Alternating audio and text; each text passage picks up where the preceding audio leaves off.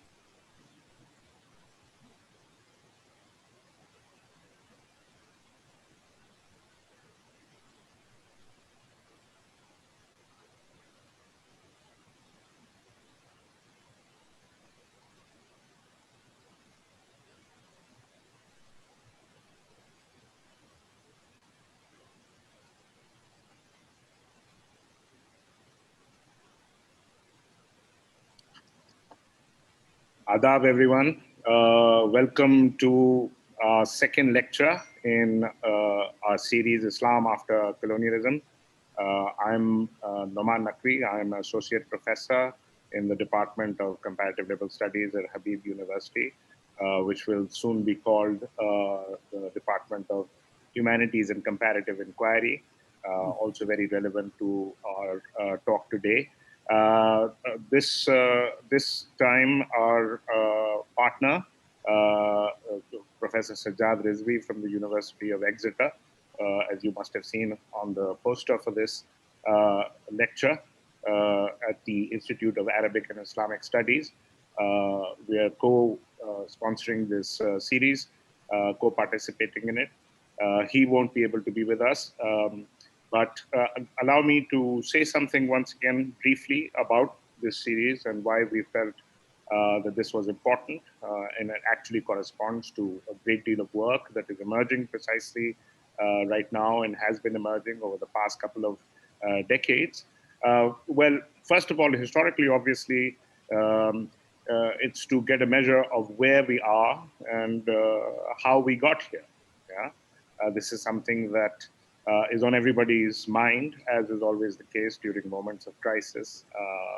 And if our age is anything, it's an age of crises, sort of compounding crises. Yeah, there are many of them.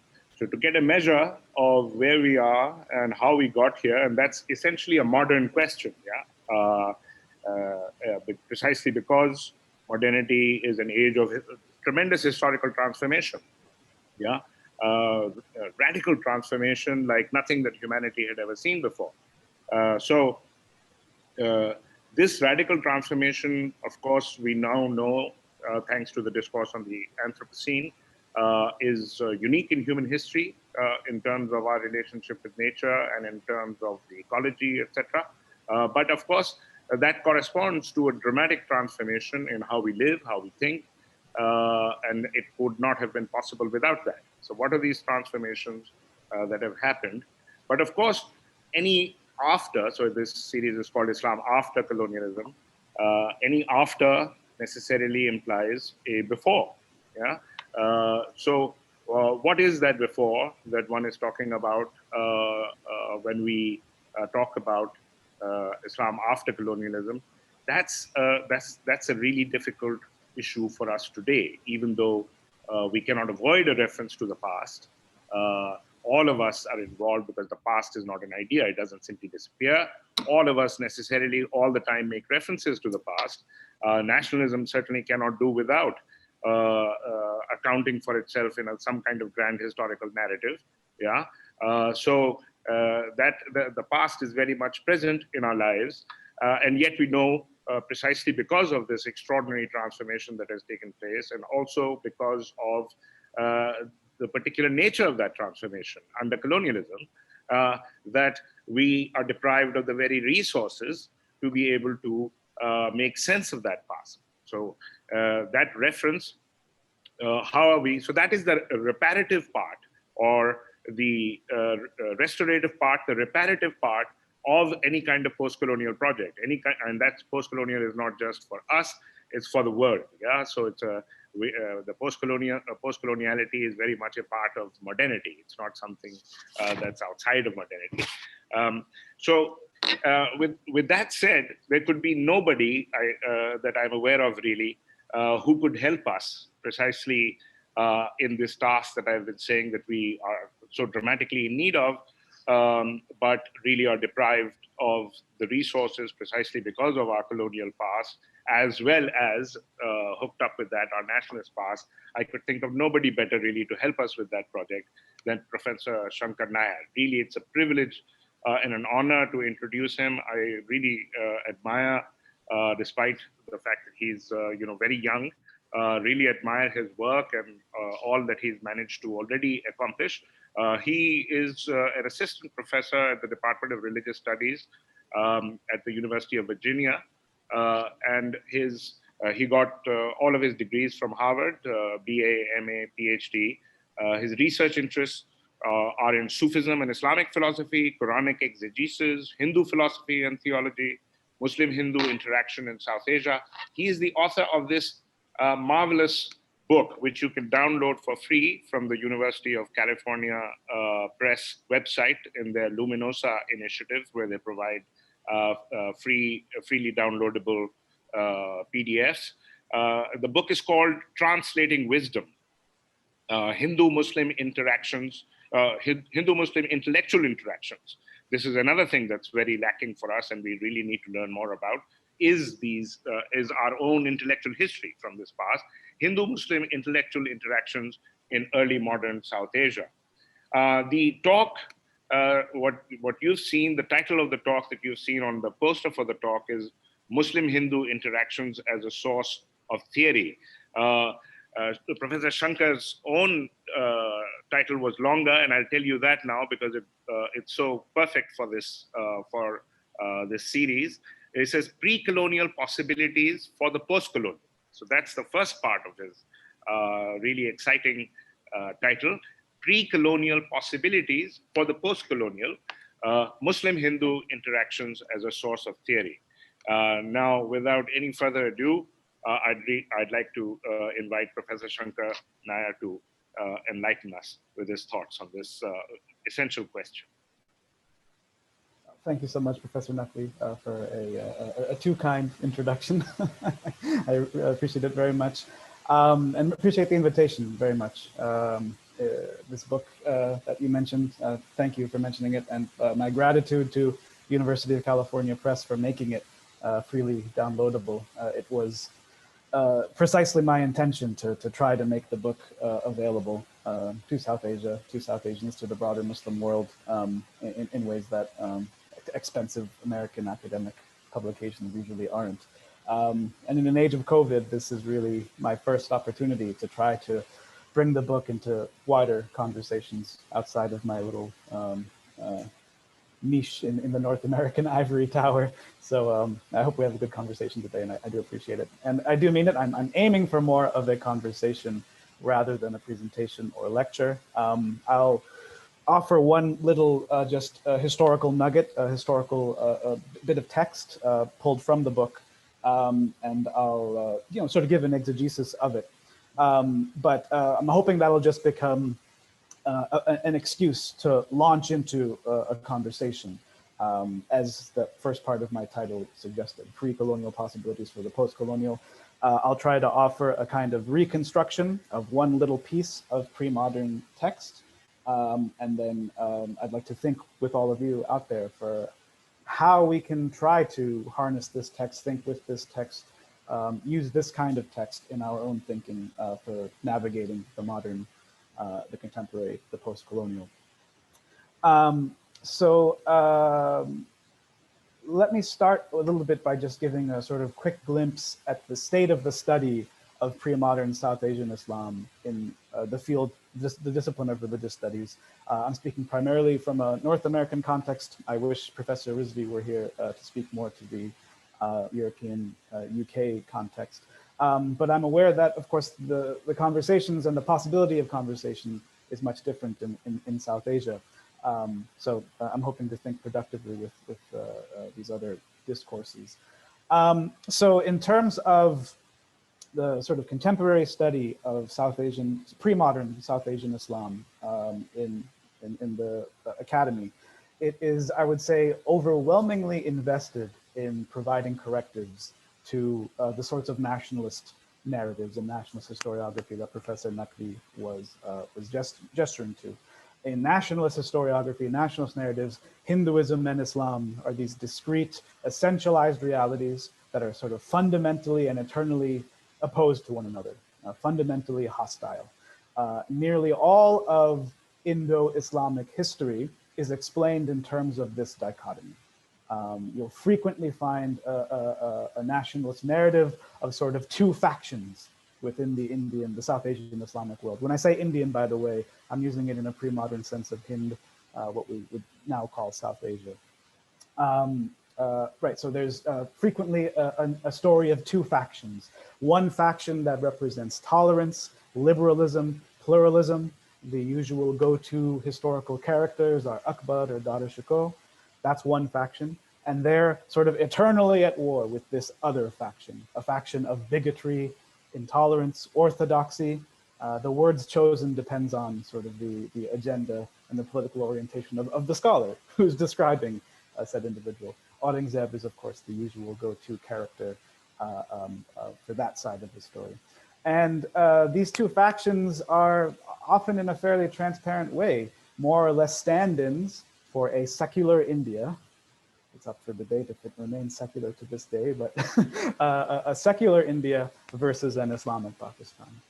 And so it sort of tells the whole story right there. These nationalist narratives are deeply refracted through a colonial legacy.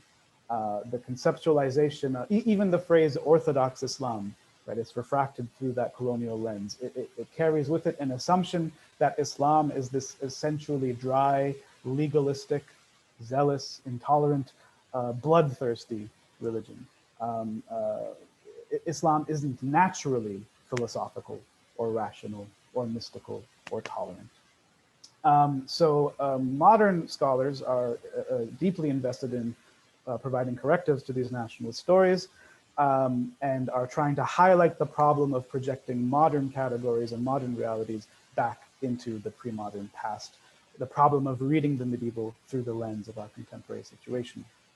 The correctives that modern scholarship tries to provide, to be brief in an extreme way, I'm definitely making simplifications here, but effectively, if the nationalist narratives attempt to explain everything in terms of religion, and again, a problematic colonized notion of religion, if the nationalist narratives try to explain all of history through that lens, the response from contemporary academics tries to marginalize religion more often than not. Rather than trying to think through essentialized religious categories, contemporary academic scholarship tries to emphasize the way that religious identities are processes that are shaped in history, right? And there's now a turn to focus on the political, the social, the everyday quotidian as shaping the dynamics of what we have habitually thought about in terms of Hindu-Muslim interactions. Right? They want to pose the question, maybe religion actually has very little to do with it, right? When the first Bengali Muslims who were writing in Bengali, in the vernacular Bengali, there was a massive deployment of what we would call Hindu Sanskritic vocabulary, right? Cosmological terms, theological terms, terms to describe God and the cosmos that come from the Sanskrit Hindu tradition. Nationalist historiography would tend to call this some kind of appropriation of Hinduism or a moment of Hindu-Muslim encounter. Modern scholarship is going to try to say, maybe religion doesn't actually have all that much to do with it. Maybe these are just everyday Bengali Muslims who are trying to find a way to talk about Islam in their mother tongue. Simple as that. Not a grand meeting of theologies, but something akin to a born and raised American Muslim or Canadian Muslim, what have you, wants to talk about Allah in English, they're going to use the word God. Simple as that, right? They're just choosing the nearest proximate equivalent. And yes, there's a big Judeo-Christian baggage there that they would want to distance themselves from, but they're using the best term available. So again, not some kind of meeting of essentialized religious categories, but rather a very everyday process that doesn't have actually a whole lot to do with theology or religion or something like that. Another grand mode of corrective is to emphasize the political. And really here we're talking about the Mughals, we're talking about imperial motivations, politics and sort of ideology. So I'm going to talk today about one instance of a translation, right? We know that the Mughals patronized, starting with Akbar, invested a great deal of energy and resources into translating a large body of Hindu Sanskrit texts into Persian.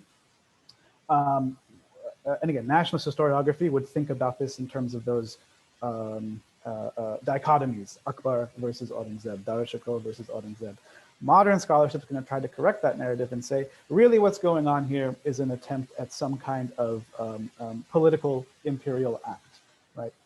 Akbar, Darashikoh, Shah Jahan, whoever, they're patronizing these translations to legitimize the empire to their subjects, right?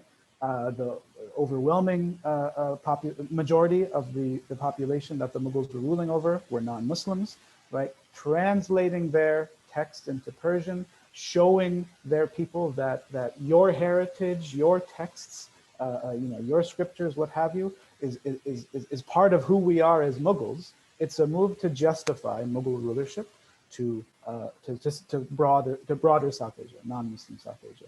That's sort of one grand way of trying to re-envision what motivates the project.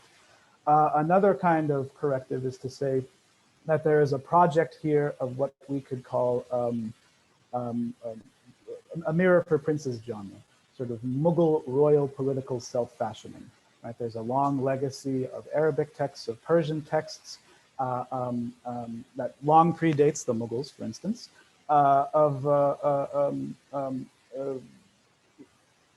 writing a sort of mirror for princes genre, the sorts of virtues and characteristics and qualities that a good king or a good prince should have, right?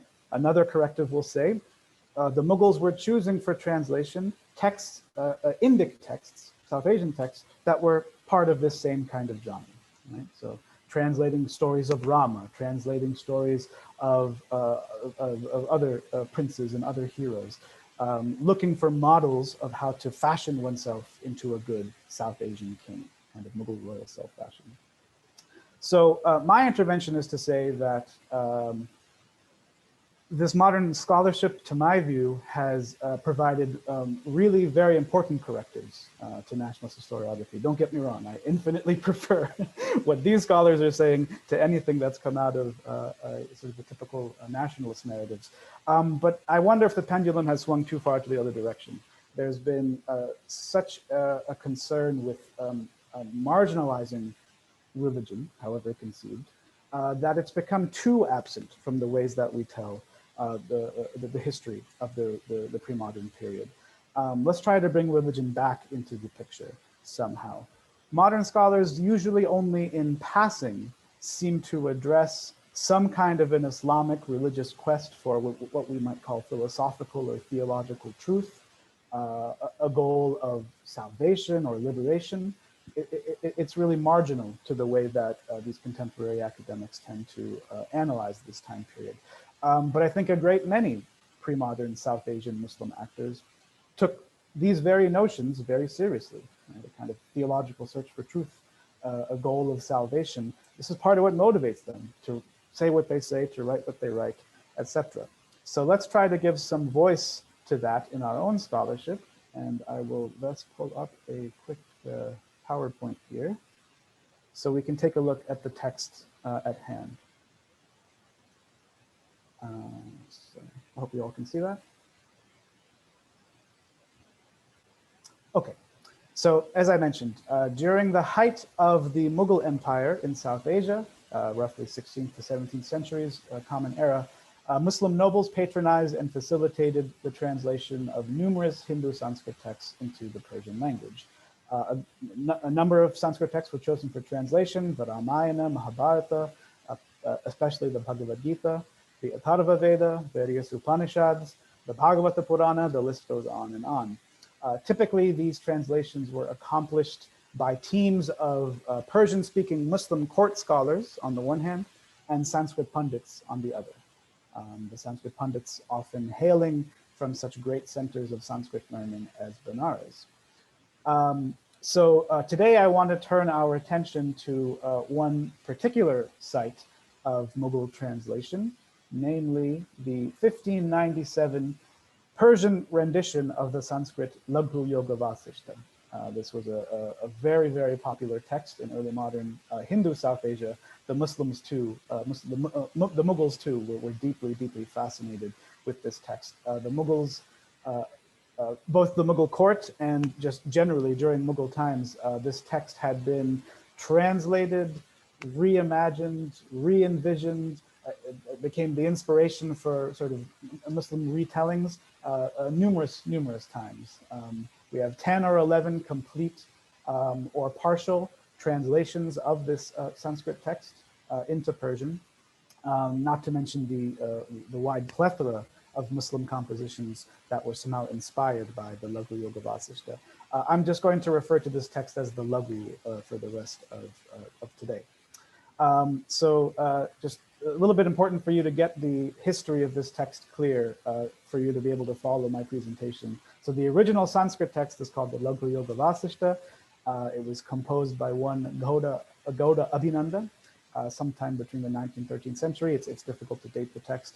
The Raghu is itself already a retelling of a larger text known as the Mokshopaya. There were a number of Sanskrit commentaries. Here I'm just naming one of them by Atmasukha. And then finally here, this is the text I'll be looking at directly, a complete Persian translation, in fact, one of the first Persian translations, which was called the Jug-Vasisht, simply the sort of Persianized transliteration of Yoga Vasishtha.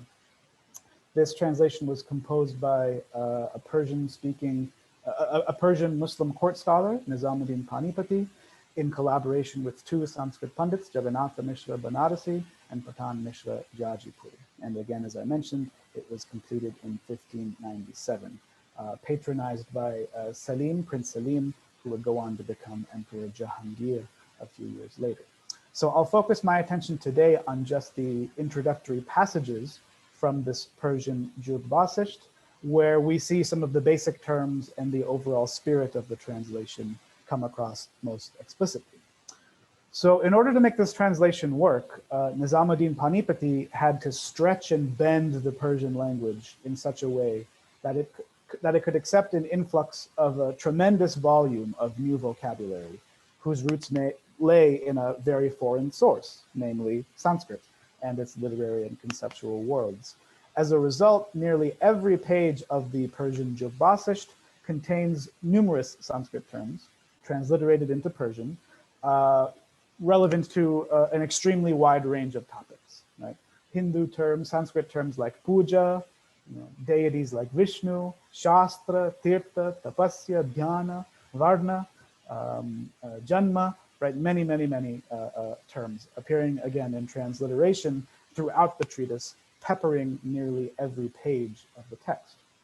The three translators working together had to find some way to make each of these Sanskrit terms, these Hindu terms, comprehensible to a Persian reader.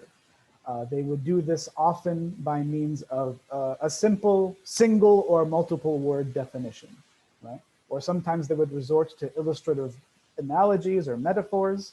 These metaphors would be borrowed sometimes from the Quran. They might be borrowed from the long tradition of Persian Sufi poetry. Sometimes they would use metaphors from the Raghu-Yoga-Vasistha itself, right? To try to find some way to explain these Hindu Sanskrit terms in a kind of Persianate Islamic language.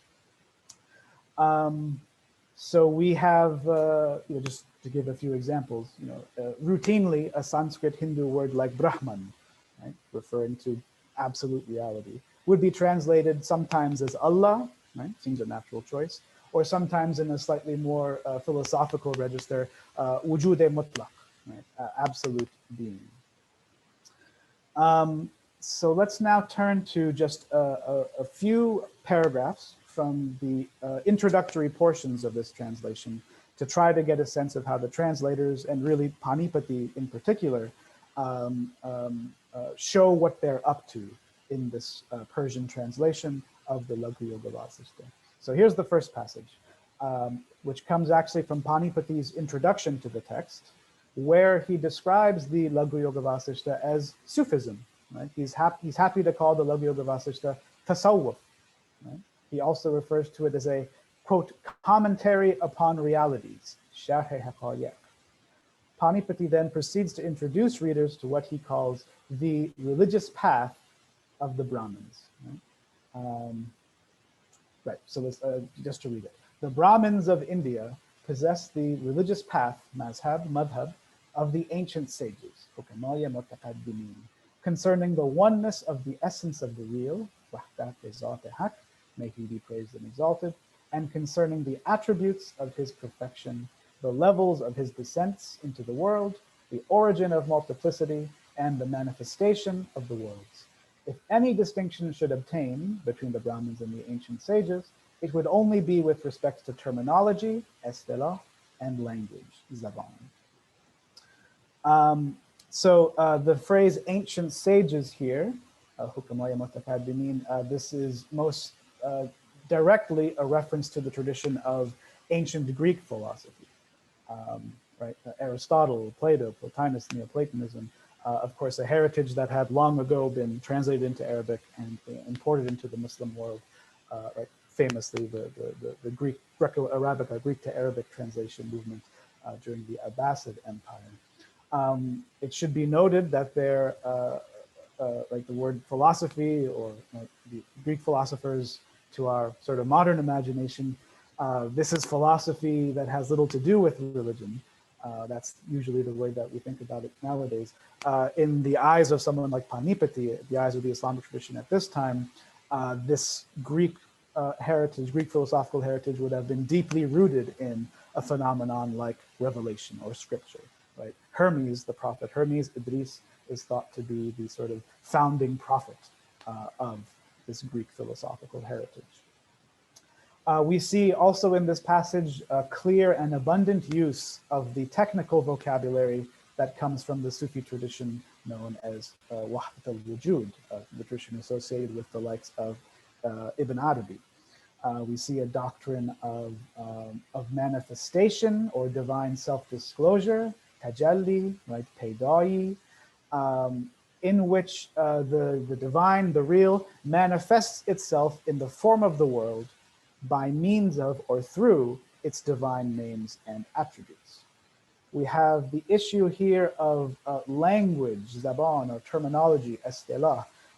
From our modern eyes, and a number of modern scholars have cast it this way, we could read this line here, right? Any difference between the Brahmins and the sort of ancient sages, it's just a difference of language. They're really saying the same thing.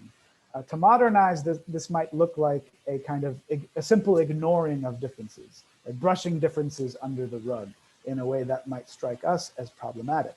What I would argue, however, is that, and we'll see Panipati do this, Panipati wants to root this idea of language in the Quranic affirmation of God having sent multiple revelations to different messengers in different languages. Right? We know what the Quran says. Each of these messengers brought the same truth. Right? The Quran tells us that each of these prophets, the revelation they brought, confirms one another, confirms one and the same truth. So we have a Quranic and an Islamic idea here, robustly and sophisticatedly thought about, where the one truth really, a single truth really can be expressed in different languages, even though these languages really are different at their own level. The passage continues. The Kashmiri Pandit Abhinanda, who is the author of the text of the Yoga-Vasistha, the Jog-Vasistha, at the commencement of this abridgment, leads off with the name of God and praises for the Creator Most High. It should be known that the names of the real, Nam Ha Yahak, Most High, have no end or limit. Every one of the great rishis, sages, and the seekers of the real have chosen one of his names, which are in accordance with the avatars and are the manifestations of the levels of his self-disclosure. Those rishis and seekers remember their chosen name much. They seek by means of that name a generous emanation, phase, from him who is the origin of all emanation. The modes of the avatara are laid out in the revered books of the people of India. India, again, is the word Hind. So Panipati here references the notion of the Quranic names and attributes of God, right? The 99 names and attributes of God, Asma, Sifat.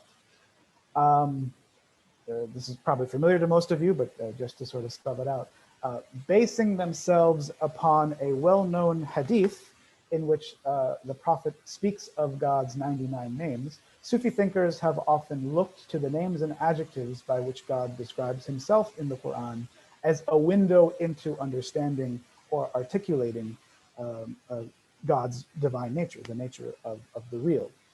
While some interpreters have strived to restrict any valid description of God to the specific names and attributes with which God is described in the Quran, other interpreters, Ibn Arabi included, have insisted that the number of the divine names could actually be infinite.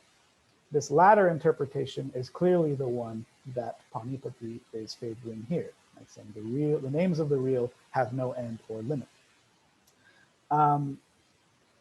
By saying the divine names could be infinite, space is thus created for other valid ways of characterizing God in other scriptures and in other languages. In this case, Panipati is suggesting that the Hindu deities and the Hindu avatars, including Ganesha, Saraswati, Rama, etc., are also among the names of God. And just to, in case anyone doesn't know, the notion of an avatara, we could say a divine descent, like the idea that it's a Hindu notion, of course, the idea that a deity, usually Vishnu, is usually the one who takes a divine birth, a divine form in the world, right? So Krishna is an avatara of Vishnu. Rama is an avatara of Vishnu. Vishnu descending into the world in some kind of embodied form. So here the avatars and the sort of other Hindu deities are being characterized as among the names of God, the divine names. Islamic thinkers in the Wahd al-Wujud tradition have tended to view the divine names as articulating the grand modes through which the human individual can relate to God. God himself, in his essence, is that, or Zat in Persian, in his essence, the divine is utterly transcendent and unknowable, and hence beyond any relationship with any other. Right? Radically one, cannot relate to any other. According to these same thinkers, however, God chooses to manifest or disclose himself, tajalli, pedai, to disclose himself to creation, voluntarily assuming the various names and attributes as God's grand modes of relating to human beings and to the world. Accordingly, God is the Quranic name, the merciful, Ar-Rahman, insofar as he turns a merciful face toward creation. He is the Quranic name, the just, Al-Adl, insofar as he discloses his justice to the world, etc., etc. At any given moment, accordingly, a human individual, whether consciously or not, will always experience a relationship with God through some combination of these names. In his introductory comments here, Panipati is including the Hindu deities and avatars under this Quranic framework. A devotee who approaches Vishnu or Ganesha or Saraswati is hence simply relating to that particular, in this case Sanskritic, divine name, which is merely one aspect, dimension, or face of the absolute transcendent real. A devotee of a particular deity, however, experiences a unique attraction or special affinity for that particular face of the divine, which Panipati here translates into the Quranic terminology of choosing one of his names, choosing one of God's names, and, quote, remembering that name much.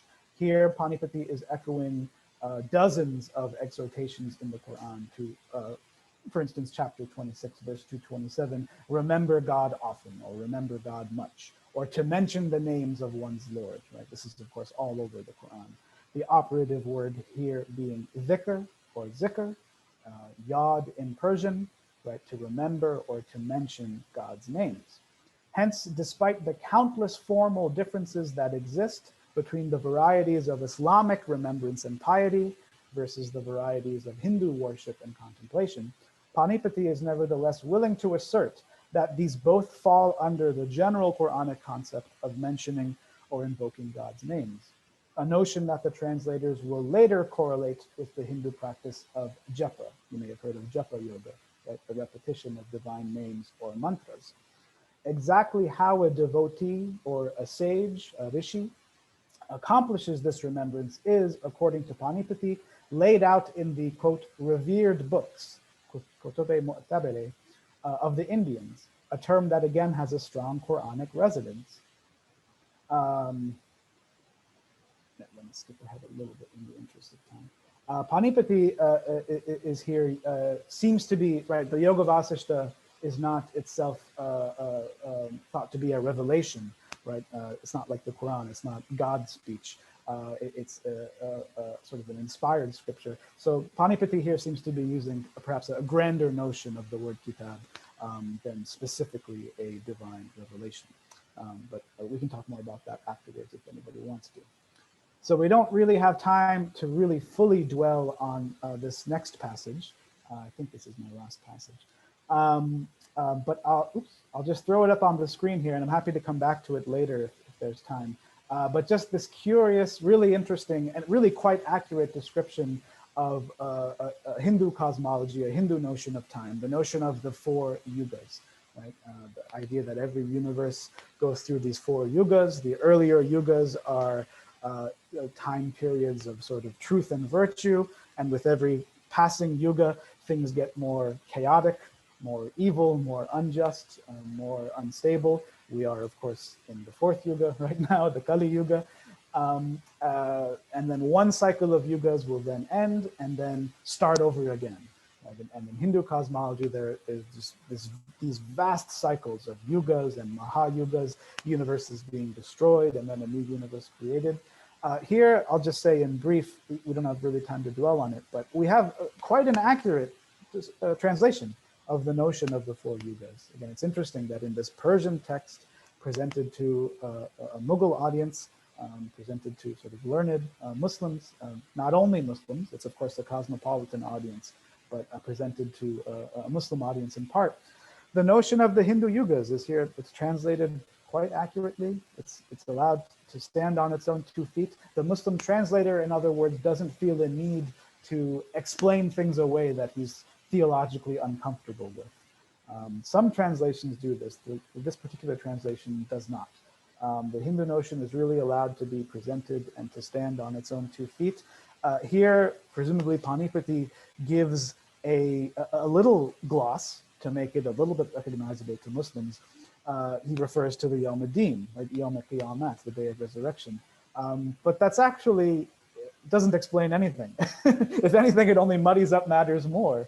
How does this notion of a cyclical, repeated existence line up with the notion of the day of resurrection? He just throws it out there and doesn't explain it to us. But he seems to be just sort of lightly suggesting right, there's some kind of similarity here.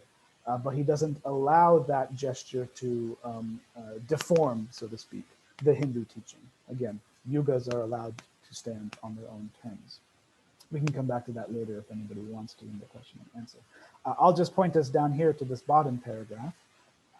The people of India say that in these four yugas, the absolute being and the light of the unseen, for the sake of improving the condition of the people of the world, out of its own will and generosity, manifests itself in the world through a special manifestation, Mazhar-e-Khas. One of these special manifestations is Narasimha, who is the half-man, half-lion form. The text goes on and on. Panipati goes from here to enumerate various Hindu deities and avatars as the distinct names and specifications of the real, including Shiva, Ganesha, Saraswati, Rama, Hanuman, and several others. Panipati then goes on to mention goes on to mention, quote, the book, the Veda, God's speech from his own mouth, which manifests a total and perfect manifestation. A few pages later, Panipati refers to the Vedas as books of Sharia, books of Sharia. And so the Veda itself, according to Panipati, is God's direct speech, the total and perfect book of Sharia, like the Quran. The Quran itself, and a great many thinkers in the Sufi tradition say so, make much of the Quranic insistence upon the multiplicity of revelations sent to multiple prophets in different languages. But these revelations in different languages nevertheless teach the same message and again, quote, confirm one another. The Quran says this multiple times. So the Quranic suggestion that any given instance of revelation is tailored to the unique needs of each community, of each ummah, is also very significant for thinkers like Panipati. So Panipati echoes such sentiments in his introduction, even though he doesn't dwell on them.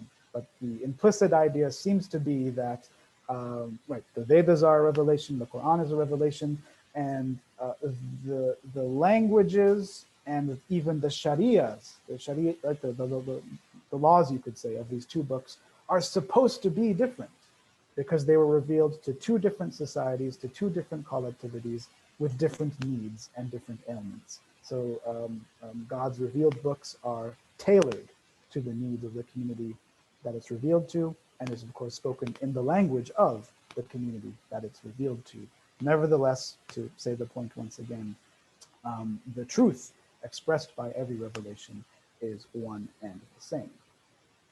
So that's all for the text. Just to provide maybe some kind of an avenue forward for us to think about how to try to harness a pre-colonial thought like this for the purposes of the post-colonial. I can stop sharing this. Okay. I have a bit more time. Is that all right? Yeah. Okay. Right. Again, thinking in terms of religious studies, that's where I come from, and that's where I do my work. Religious studies has, of course, trying to reckon with its own imperialist and Orientalist legacy, how to move beyond that legacy. One frequently affirmed possibility is to, you could say, bring more civilizational epistemologies to the table, right? Religious studies as a discipline, it's born out of a Euro-American context. Overwhelmingly, its foundational categories and concepts come out of a kind of Euro-American canon.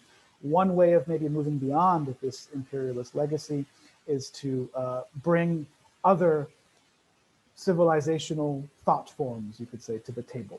What would it mean to really bring, say, an indigenous African philosopher to the table, not just as the object of study, but an actual fellow theorist and thinker?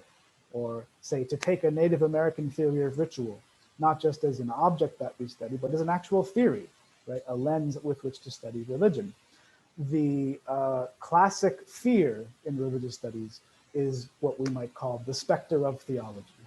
Religious studies in its origins as a discipline tried to carve itself out as hermetically sealed off from theology.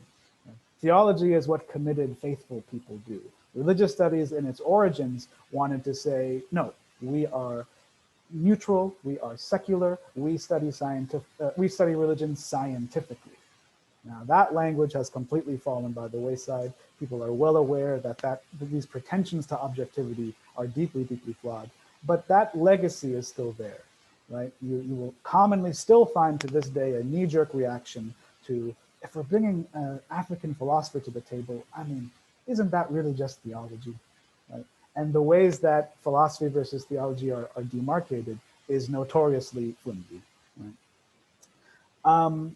So that's one big stumbling block in terms of trying to make pre-colonial, pre-modern resources relevant to the contemporary and to the post-colonial. Another kind of dichotomy or stumbling block in the discourse is the desire to be critical on the one hand versus what we might call a kind of liberal knee-jerk inclusivism on the other.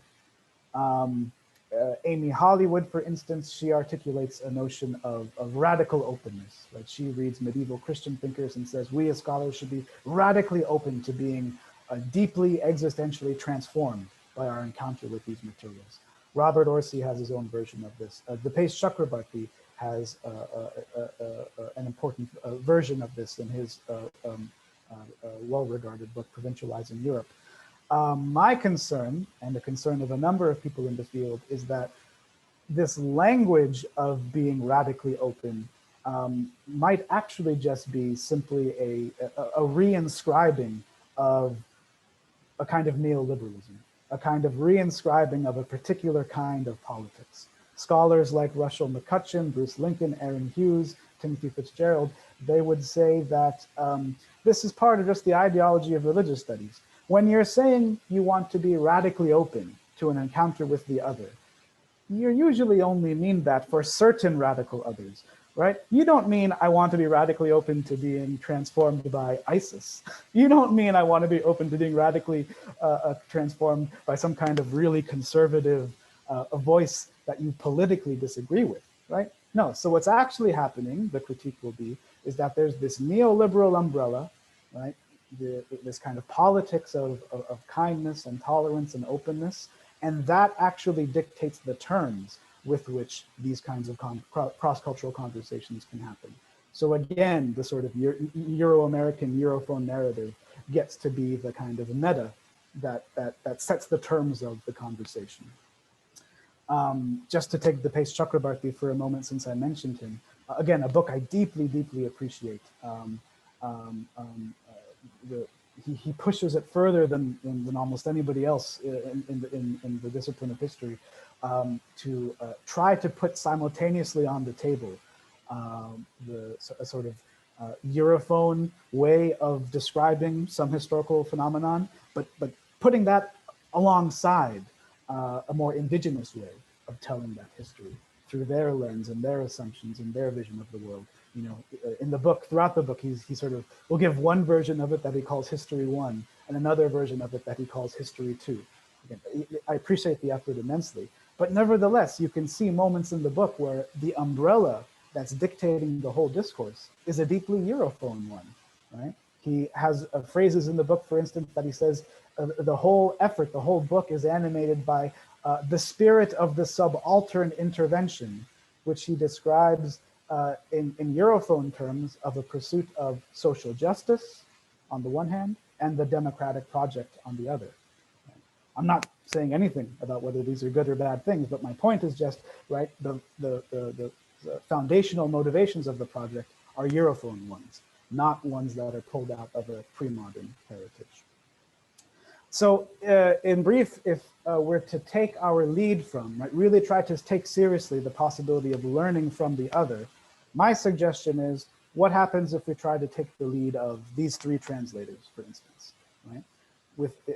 In this translation of the Raghu-Yoga-Vasistha, we have three scholars, two Hindu pundits and one Muslim, who come from discrete worlds, right? The sort of Islamic philosophical tradition and the Hindu philosophical tradition. They came of age in isolation from one another, right? They're separate entities now coming together rather recently as mature traditions. And these translators are facing the challenge of trying to forge a conversation between these two intellectual worlds. Right? And we see in their strategies and their translation techniques, their attempts to make that conversation happen. So my proposal, my humble proposal is, that's what we're trying to do right now, create such conversations. Let's try to learn from how they crafted theirs. And I'll end with this. The first lesson that I think we take away, my apologies. The first lesson that we take away from these translators is the first place they pay attention to is the realm of metaphysics, right? The first thing that they want to get clear is what is real according to the Islamic tradition and according to the Hindu tradition. Not just what is real before us in material reality, but what's real ultimately. That's where their interest gravitates immediately, right? You see it right there in the introduction.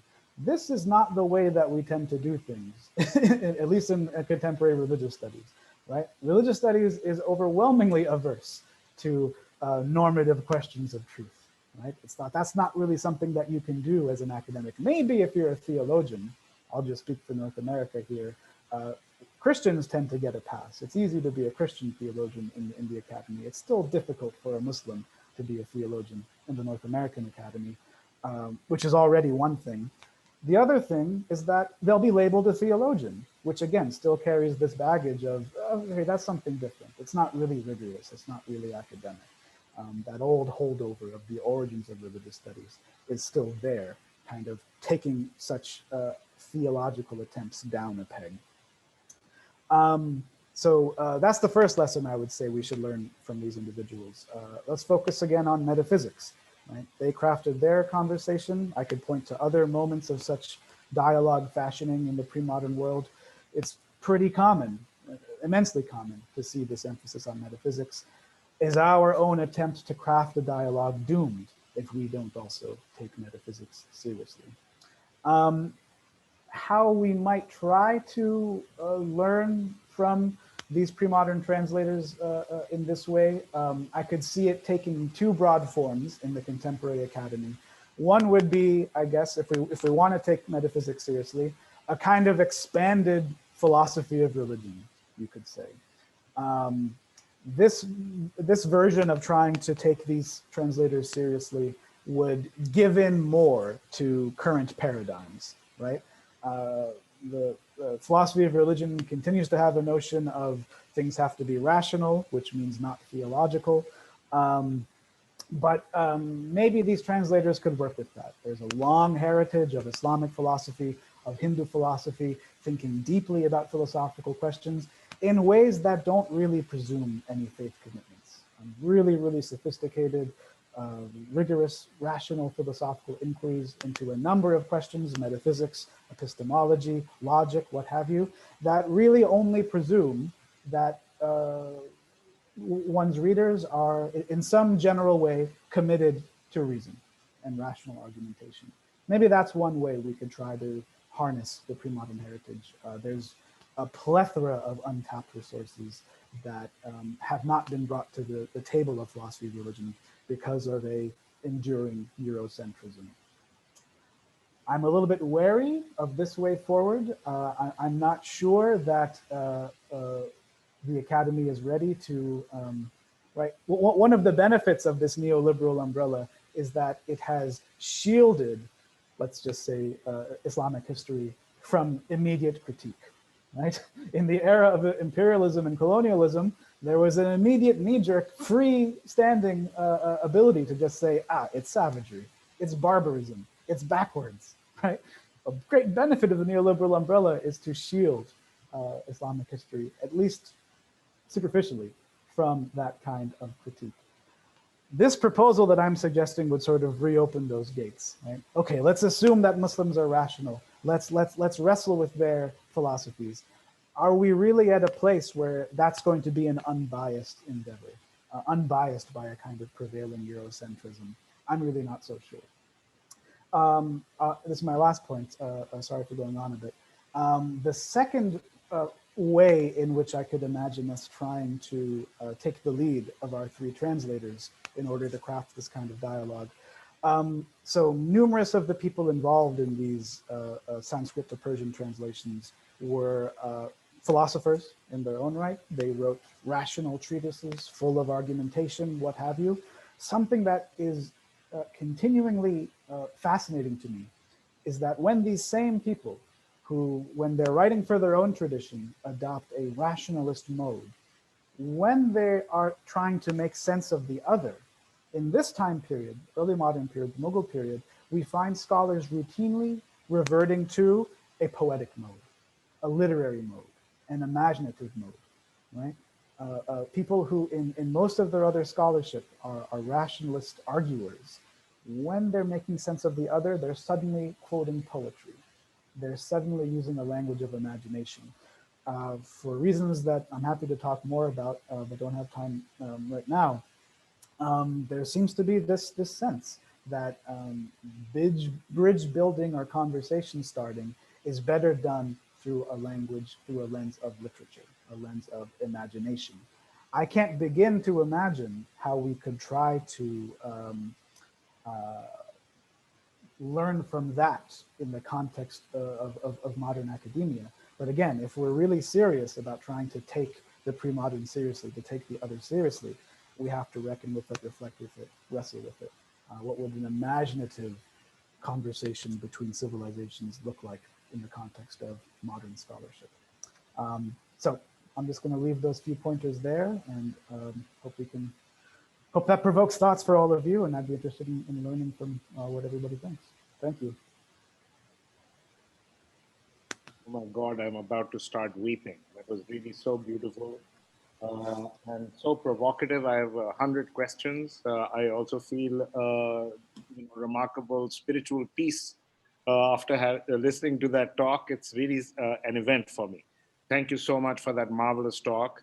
There are so many questions, but I wanted to start off with a thought and see what you think about that. Contrary to the kinds of literate or secular conceptions, or even sometimes academic conceptions of Muslims and Muslim societies, I've been struck again and again by the fact that amongst the popular classes, because this is one of the questions that I wanted to ask you, I would ask you to elaborate on. Mm-hmm. That what you have said might lend itself to people thinking, oh, these are elite projects, right? Yeah. But I'm really struck by the fact that amongst the hadiths that are commonly known by people, right? Just I'm talking about the popular classes, not talking about literate people. Yeah, I'm talking about the popular classes. Amongst the hadiths that are known, one of the most popularly known hadiths in this region, at least, yeah, is that there were, the Prophet said that there were 124,000 prophets. Yeah, 124,000 prophets. So what you have told us is not just the pre-colonial past. In fact, for the popular classes, because a lot of the problems that we talk about in the academy are really our problems, the problems of literate people. Right. Yeah. Right. And the other problem is that modernity makes us think that you're constantly leaving the past behind. But of course, you can't leave the past behind. So in fact, what you have is a layered present. Yeah. So there are different, different forms of the past that continue to exist in the present, even if you as a literate person thinking with all these modern categories. And I'm absolutely fascinated by the fact that you're absolutely right that this is a major epistemological block, this distinction between this really hard modern distinction between religion and philosophy. And of course, at the end, you've beautifully put in the third term, which is also thought to be something completely separate, which is literature. Yeah, for these pre-colonial peoples, it appears. Yeah, I'm talking when we're talking about thoughtful people, intellectuals. Yeah, intellectual people, and of course, intellectual people. Everybody's. I mean, people exercise their intellect. Yeah, to the whatever extent, whatever resources that they have. So it's not just the elites. Yeah. So I'm going to follow up later, but could you respond to that first? Both the point about the extent to which this past is still available in the present, even if it's not, to us academics or to the literate bourgeoisie, really, or the middle classes, and then this other question. Anyway, could you respond to that, and then I'll come back. Yes, yes. Thank you again for, first of all, the very kind comments, and secondly, for the wonderful questions and provocations. Yes, no, absolutely. It's part of the limitations of my language set. It's one of my great regrets that I didn't grow up with the vernacular the way that I would have were I raised in South Asia. But it's just the limitation of the archive I have access to that I'm somewhat restricted to elite projects. But no, there are an abundance of ways in which I would argue similar phenomena happen at the popular level, both historically and to this day. You know, I watch from afar what's going on in India and Pakistan, and you know, increasingly worried with every passing year, every passing month. Whenever I have the chance to visit, and you know, I go into one of the old dargahs that I've visited of old. I go into one of the old khankas or shrines. I see that same old pre-modern, the perfume of the pre-modern world still somehow present there. I'm always worried it's disappearing, but I think it still survives in these spaces and in these places. Yeah, I'm often, I'll say, annoyed by a kind of assumption in a lot of scholarship that non-literate people, non-elite people, they're just not very thoughtful when it comes to such interactions. I think there's far greater intelligence in these places, in these spaces, in these populations than they're usually given credit for. And it's part of the double-edged sword, I think, of the intervention that I began my talk with, to say that it's not really about religion. It's more about the quotidian, the everyday. It's more about politics and navigating social things. I think that kind of lens tends to erase all the thinking that's going on among non-elite, non-literate classes and spaces and peoples. I look at the poetry of someone like Bulleh Shah, right? You're not likely to find a more beloved vernacular figure. His poetry is so intelligent. There is so much learning there. This individual knows his theology. He knows his Quran.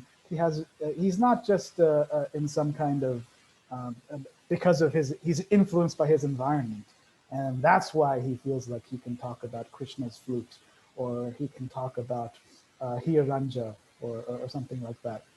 Right? There's often a kind of assumption to say that this is, they absorb their environment, and oh, they don't know any better. Right? This is just the way that they speak. I read Bulleh Shah as having very sophisticated and intelligent thoughts on these things. I think he knows exactly what he's doing. He has very clear thoughts when he is making use of Krishna's flute. And I misspoke, but I think he has in mind Rumi's flute. I think he has in mind a whole long heritage, and there's immense learning and thinking and reflection behind his literature.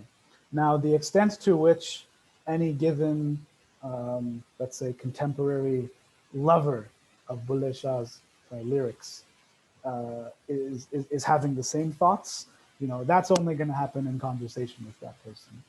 Again, my inclination is to say that there's a great deal more intelligence and reflection there than people usually recognize.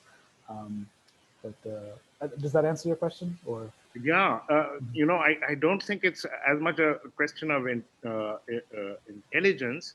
I think it's a question of temperament. I think in fact, the literate classes project their own lack of a philosophical temperament onto, and even academics. Yeah. So if you do philosophy, you're doing something special. Whereas for, I think, most people, the popular classes, it's just the most natural kind of activity. That's one of the things you do as a human being, is to inquire about being and about reality, about truth. right. These are, of course, these are not acceptable in an academic environment. These are not acceptable existential projects. Yeah. Right. Right.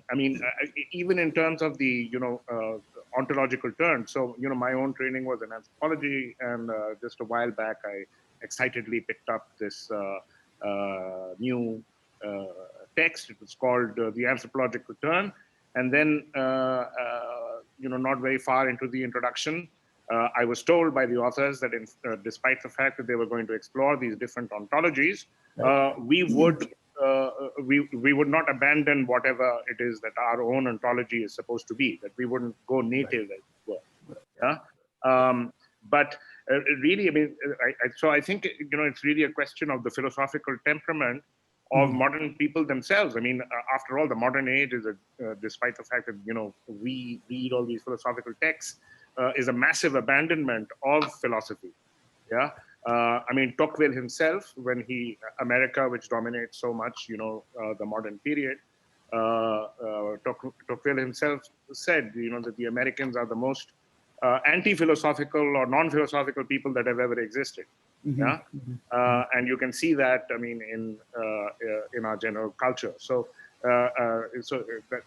and in terms of, so I want you to also tell us something a little bit more about the distinction about I mean, Bakhtin points out that in fact, in the pre-modern period, there's more circulation between the elite and the popular classes. Right. Yeah.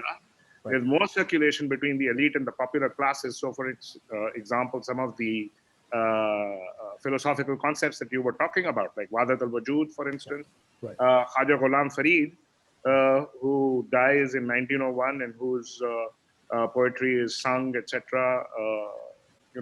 Even Coke Studio has that Husn Hakiki, right. Which Shahab Ahmed actually also writes about. He writes about that particular by Khaja Ghulam Farid, Husn Hakiki. He uses, Wujud-e-Matlaq, etc. These philosophical concepts, which are obviously known to the popular classes. So it's really, it's the literate classes who, this is their problem. It's not a problem of the popular classes or for general Islam. I think, even so, despite the extraordinary assault upon their life world and upon their thought world, I think a lot of people are still very philosophically oriented. Right. Yes, yeah, I would agree. Yeah, and I was using the word intelligence, yeah, in I think a misleading way. What I think I meant to say is that non-elite, non-literate, say consumers of this literature, of this poetry, of this music, they're not unreflective and they're not undeliberate, right? I think that was the way I meant it to be. Right? There's often an assumption that they're just passively sort of absorbing their environment, which is of course an Indic environment, and so right, despite themselves, they in an unaware way, right? You have these Muslims who are using words like avatara, or they're using words like wujud-e-mutlaq, and they don't really know what it means, right? So when I was saying intelligence earlier, I think what I meant to say is it is not as passive as it's usually thought to be. It's not as unreflective as it's usually thought to be. I would insist on that strongly, which I think is to your point. Yeah. So there are lots of questions from the audience, but before I go there, I wanted to ask you, actually, why don't I take up some of these questions? I've had my time, and it's important that we get. So you can see in the chat also, but I'll read out these questions, starting with Matt Melvin Kushki, professor. Fabulous talk, he says. Just a simple textual question, though connecting to history of science and hence the question of rationalism you so eloquently raised. Given the infinity of divine names as avatars and Jafar as a shared Mughal cosmopolitan imperial discipline, do you know of any contemporary Sanskrit or other manuals of magic similarly adapting these uses of the translated Quranic divine names, particularly in a mathematical talismanic context?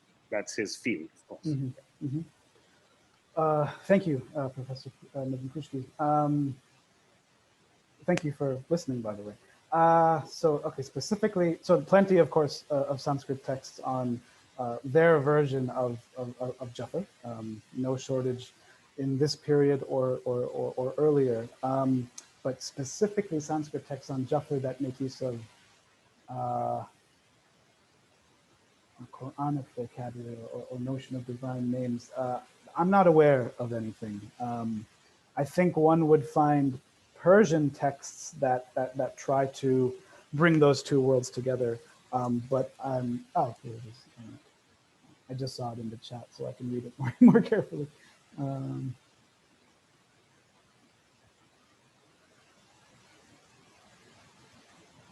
All right, when he says contemporary Sanskrit, I assume he means contemporary to the early modern period rather than today. I can't say this confidently, but I've not encountered any Sanskrit text that would do so. In generally, the Sanskrit world remains somewhat famously and frustratingly for modern scholars closed off from a lot of these sorts of transformations. And it's something that I do at greater length in the book, where I'm looking not just at the sort of Persian world, but also the Arabic and Sanskrit world in South Asia. Arabic and Sanskrit writing remain relatively unimpacted by these kinds of cross-fertilizations. And as part of my argument in the book that Arabic and Sanskrit have reached such a level of immense complexity and a kind of weight of tradition, the terms of those disciplines have long since been set. And so my argument in the book, my large argument in the book is that Arabic writing and Sanskrit writing don't have the kind of youthful plasticity, you could say, available to them to really be media to vehicle these kinds of cross-fertilizations. Persian, in contrast, does have that kind of flexibility. Persian, of course, has a very, very long heritage, but as a sort of technical scholastic language, I'm oversimplifying, but as a technical scholastic language, Persian still does have that flexibility. And so I think it made good sense that it would be in Persian that these sorts of cross-fertilizations would be able to be discussed and talked about and instantiated.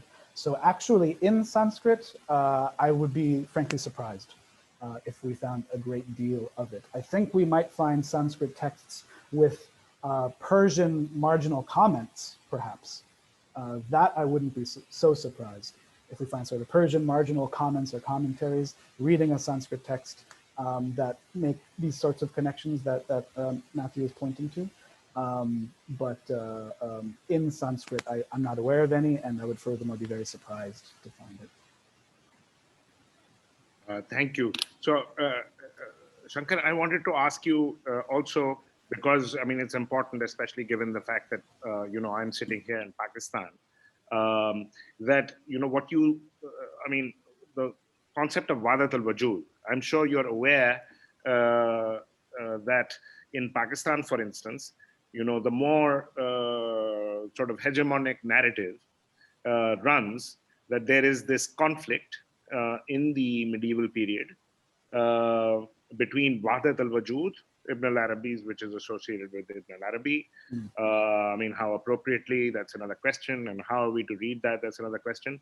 But on the other hand, there's this antagonistic ontology, you might say, an antagonistic philosophy or an antagonistic theology, philosophical theology, which obviously also has a political theological philosophical meanings between Wadat al-Wajud and Wadat al-Shahud. And they have this narrative that in opposition to Ibn al-Arabi's legacy, there is this other sort of line that runs from Sheikh Ahmad Sarindi to Shah Waliullah, onwards to, I don't know, Maududi or some other contemporary inheritor. And maybe you can stick Ibn Taymiyyah somewhere in that legacy. Why not? Right. So it's not supposed to be all worked out properly, yeah.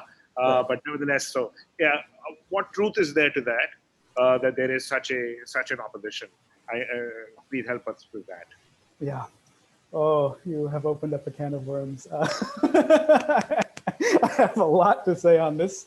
I'm very frustrated by this particular discourse. I've only tried to reconstruct certain small pieces historically. But to tentatively state what I think happened, let me just say immediately that we have barely begun to tap the archives. I mean, almost nobody has I could count on my hands the number of people who have seriously dived into the archives and tried to read all the relevant text and sort of make a timeline of the life of this particular debate. People have felt free to make broad, grand narratives about Wasat al-Wujud versus Wasat al-Shuhud without actually really reading much of anything. So let me say that first. But the parts of the archive that I have tapped into, oh my goodness, this is such an overblown debate in our modern contemporary imagination. Between Sirhindi and Waliullah, the overwhelming majority of moments that I find, speaking on this debate, deal with it in a couple of sentences. Honestly, it is not an animating central core question. In the decades, even century after Sirhindi, I routinely find major Muslim thinkers who are experts in exactly this kind of realm of ontology, utterly ignoring the question. They don't even feel the need to address Wasat al-Shuhud in the decades, if not century after Sirhindi came about. And sort of starting after that, you find people, okay, feeling some need to address it, but they do it in a sentence or two. And you routinely find very brief sort of solutions, many of them by fellow Naqshbandis. I mean, like in Sirhindi Silsila, who don't feel a particular need to say Sirhindi is right and Ibn Arabi is wrong. I mean, not at all. It'll just be sort of two sentences saying, usually, it amounts to the same thing. There's really no big difference between these two. The shuhud that's opposed to wujud is illegitimate, and wujud that's opposed to shuhud is sort of problematic. They disentangle it very briefly, and then tend to revert right back into the same old adjudications of Waqt al-Wujud, which predate Sirhindi. So part of what I would want to say is that Waqt al-Shuhud, I don't think it becomes this sort of emblem of a fundamentally alternate ontology, certainly until post-Waliullah. And really, I think in the 1800s, where the notion of Waqt al-Shuhud gets sort of latched onto and now made the handmaiden of a kind of national project or a kind of national identity. I do not see a vibrant life to Waqt al-Shuhud before that. Even in Waliullah himself, his sort of metaphysical and ontological treatises don't often get as much attention. But even there, for Waliullah, Waqt al-Shuhud is dealt with pretty briefly, more often than not. And then he jumps back into adjudicating Waqt al-Wujud, Jami's version of it versus Qaisari's version of it versus Qunawi's version of it. That's what's more interesting, and another part of the story which almost never gets discussed. Internal debates within Wahdat al-Wujud. We take it as a kind of reified category, which we treat it as though it's a kind of assumption that there's this kind of unanimity there. No. There are dozens of different versions and takes on what Wahdat al-Wujud means, and there's a kind of internal debate which occupies many more pages of the manuscripts. I'll put it that way. That's one thing which needs to be sort of reconstructed. The other thing that needs to be reconstructed is that the way Waqt al-Wujud is dealt with in modern writing, it tends to assume that the ontology of Waqt al-Wujud inevitably lines up with a certain politics, which is one of tolerance and understanding and pluralism. This is another thing that's just completely simplified and missed. You will find proponents of Waqt al-Wujud over the past 300 or 400 years of completely different political persuasions. You will find proponents of Waqt al-Wujud who are staunch Muslim supremacists, I'll put it that way. Islam has come and abrogated all the other religions. There is no need to study any of those. Modern scholars will routinely struggle with this, and there'll be like a sentence or two where they'll be like, oh, this was a moment where his kind of Muslim zeal got the better of him, and he's being inconsistent. I don't think they're being inconsistent at all. I think that that kind of politics could fully line up with that kind of ontology if you just give it a sort of remotely detailed reading. Wat al-Wujud is not some kind of simplistic, oh, everything is one and difference doesn't matter. No, no, no. Wat al-Wujud has a very sophisticated account of difference. Difference is rooted at a very, very basic level of the ontology. And so Wat al-Wujud is not an ignoring of differences the way that it's usually interpreted to be. If you read it with even minimally philosophical eyes, you will see that sameness and difference pepper the entire ontology. And a simple ignoring of difference is a deeply flawed reading of Wat al-Wujud in the hands of any kind of theologian or philosopher. I think Sirhindi himself knew that, and Sirhindi himself is actually deeply appreciative of Ibn Arabi. And really only feels the need to make a few correctives here and there. William Chittick even goes so far to say is that Sirhindi should be viewed as a thinker within the Ibn Arabi tradition, right? Who's having certain disagreements the same way people often had certain disagreements. And so Sirhindi himself, I don't think is fundamentally opposed to Ibn Arabi in any way. He in fact recommends to his own disciples certain works of Ibn Arabi's that they should all read. So in Sirhindi, and really for a whole period up until nationalism comes to dominate the discourse, this is just not a dichotomy at all, the way that we tend to make it out to be. Sorry, I know that took a really long time, but I have a lot to say on this subject. No, thank you. That's all very, very useful information and insight. I wanted to ask, I'm missing Sajjad right now, but I wanted to ask you this. I wanted to ask you this philosophical question. So it's often struck me that a lot of these kinds of conceptual difficulties, shall we say, that people face today is because the concept of manifestation, what you were in that text that you were translating, tajalliyat, yeah, that's something that's particularly hard, it seems to me, for moderns to grasp. Yeah? It becomes more and more difficult to think manifestation, to think divinity and manifestation, actually, yeah, because the two are related. I mean, the moment you say divinity, it implies manifestation is not the same thing as saying God. The moment you say divinity, you get that little bit of tajalli, as it were, or it announces manifestation, to use a kind of Heideggerian way of talking about it.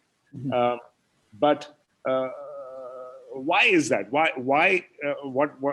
If I were to ask you a kind of philosophical, historical question, why is manifestation? I mean, I presume on the one hand, it has something to do with Protestantism and everything that implies. Yeah. I mean, modernity is overwhelmingly Protestant. Yeah. And to that extent, all of these other traditions. So as a historian, as a philosophical thinker, and as a religious studies person, can you help me with that? That's a good question. So the question is, why do moderns have such a hard time trying to? Yeah, I mean, it seems maybe I'm wrong about that itself. Maybe that assumption itself is wrong. I'm open to that. But but that's my hunch. Is that moderns that seems to me, when I observe that moderns have a particularly hard time with the very concept of tajalli, of manifestation. It's not a word you'll hear often. Yeah? Right. Yeah, good question. I'm going to kind of hide behind my historian's hat and say I'm not qualified to speak about the modern, but let me try to answer it.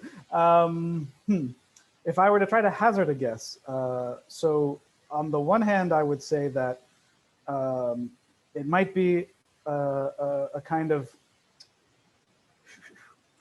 it actually relates back in some level, I think, to the kind of split you alluded to earlier, and I'm going to take the opportunity to speak on it, to bring it back up, even though it's not directly your question. the kind of bifurcation you alluded to earlier, Professor Naqvi, between philosophy and literature. Um, as you rightly suggested, I think it's right. These are very continuous worlds in the pre-modern context. I mean, almost even going back much earlier. I mean, even Ibn Sina, even early in Islamic history. I mean, almost every great philosopher also wrote some poetry in the history of Islam. More often than not, that's the case.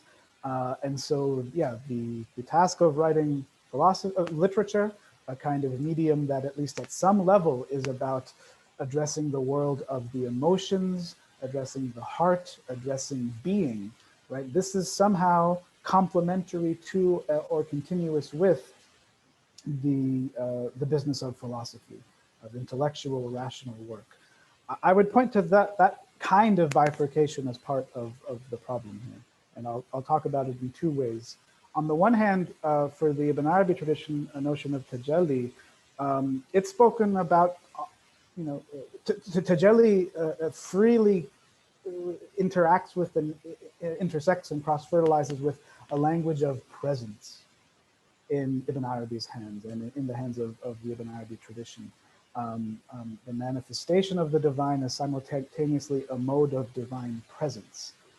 I think maybe it's the Protestant legacy, maybe the legacy of kind of rationalist cosmology, scientism, deism, what have you, a kind of increasingly mechanized vision of a systematic world. Deism inherently, right, or a mechanized notion of the world where God is completely absent, right? God is the clockmaker or what have you, right? To the extent that there's even an investment in putting God in the picture, God is just the sort of originary moment who sets the whole thing in motion. It's otherwise systematic and effectively devoid of the divine presence, right? We've become so habituated to just viewing the world in a spontaneous way. We're habituated to viewing the world in terms of just processes, and presence makes no sense to us anymore. So Tajalli is pointing to the ambiguous status of any of God's creations, of any entity in the world. Ibn Arabi loves this language of any creation, any makhluk is he, not he, right? It is the divine and not the divine at the same time. Part of perceiving the divine in the world, perceiving the divine in creation, is a sensitivity to this kind of presence, right? Training your intellect and your being to be able to sense some window, some glimmer of the divine reality, of the divine presence here in the world, right? And it's usually literature, music, art that conveys the present side of it more effectively than rational scholastic philosophy, right? Philosophy is better for discriminating between things, saying this is not that, this is not that. Imagination and poetry and music is usually better for identifying things, saying this is in that and that is in this. But music for us is now, it's kind of a hobby. It's not something that we pursue in a sort of systematic way to cultivate ourselves, right? And so it's been kind of divorced from thought in I think crucial ways. Another angle I'll try to answer your question is, I guess what you could call dichotomous thinking. Again, it points to the legacy of rationalism, but a formulation like he, not he, is kind of fundamentally unacceptable through a kind of rationalist lens. It's a violation of the law of non-contradiction, right? It's got to be X or not X. Those are the only options. So even thinking strictly through the mode of reason, you could say, that's just something that's difficult to come to grips with, even if we're taking music or poetry or presence out of the picture.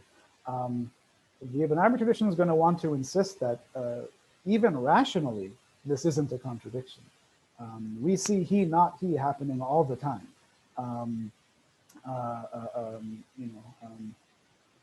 Ice both is and is not water, right? There's no contradiction here. So even strictly within a rationalist discourse, there's an attempt to say that this holds water. This isn't a contradiction here. But these sorts of options have long since fallen off the table of philosophy. So yeah, I hope that Right. helps. No, that's wonderful. Thank you so much. I mean, there's so much to talk about. You're exploring such absolutely essential and extraordinary, parts of inquiry. But let me, if I, this is the last question I'll take. We're already over time, but this is such a great session. So Prashant asks, you argue in your essay and book, and here, I think this is Prashant Keshavmurthy. This is Professor Prashant Keshavmurthy from McGill. He's asking, you argue in your essay and book and here that poetry was central to Hindu and Muslim conceptions of each other. Do you think there was any kind of coincidence at play here between Perso-Arabic understandings of takhayyul and Sanskrit, perhaps even tantric understandings of bhavna? Thank you, Prashant. Exalted audience that we have. I wasn't expecting that. Bhavana specifically. Let's see.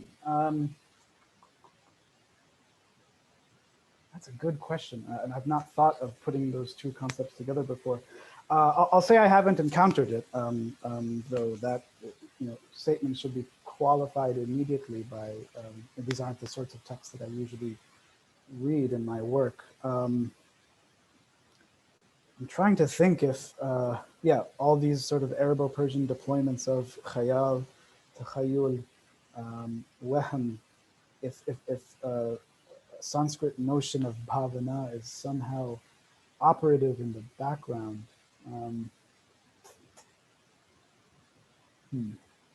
Nothing is coming to mind. So I'll just say, as Prashant I think knows all too well already. So the more usual homology, the more usual Sanskritic language that is resorted to when something like khayal is discussed in a poetic literary mode is rasa, a notion like rasa. And Aditya Bhel would be the first person I would point audience members to read more about this. He's done some lovely work on the Premakyanas, Hindavi Premakyanas. That's the usual juxtaposition. Rasa, Sanskritic notions of rasa, of aesthetic relish, of the aesthetic appreciation of these kinds of heightened aestheticized emotions. That's the direct Sanskritic Hindu world that Muslim Persian writers will plug into when they're trying to propose a kind of equivalence. Rasa it's part of the same universe, that discusses bhavana. I have not seen Persian writers making a particular deal out of bhavana in the particular. I don't see it as a term transliterated in text. I don't see it as a term that they're trying to define. But there's a lot more text to be read. So I'd love to see that link explicit in the archive. And I would be wide open to an argument that the way that Muslims are conceptualizing rasa is also sort of connected with the notion of bhavana sort of in the background. But I'd have to think more about it to say that more confidently. Thanks for the question. Thank you so much, Professor Shankar Nair. There are some excellent questions, and I'm really loath to close the conversation right now, given that there's an excellent question from one of our former students, Uzair Ibrahim, which will be there in the Facebook. So I encourage you, Uzair, to please write to Shankar, or Shankar, you can also see the questions which are not visible to you right now. After the program, you can see it on Facebook. On our website. So the questions will be available to you. And of course, Professor Shankar Nair's email address will be available at his website at the University of Virginia Religious Studies, Department of Religious Studies page. So Uzair, especially I encourage you to get in touch with Professor Shankar Nair. Thank you so much. This was such a great session. It's rare to feel hope these days, as you know. But what can I say? God bless you. You're such a pure soul. Thank you. Oh, if I gave any hope to the world out there, then that's the highest compliment you could pay me. Thank you. I appreciate Thank it. you, Professor Shankar Nair, and thank you to all our listeners. See you again in a couple of weeks. You can see the updates we will be posting of all the different talks that we have planned. Professor Sajad Rizvi especially, and we plan for the rest of this semester, and we'll have lots of other talks as well. So please do join and keep abreast of what's happening with the Islam After Colonialism series. Thank you, and Khuda Hafiz. Khuda Hafiz. It was a pleasure being here. Thank you again for the invitation.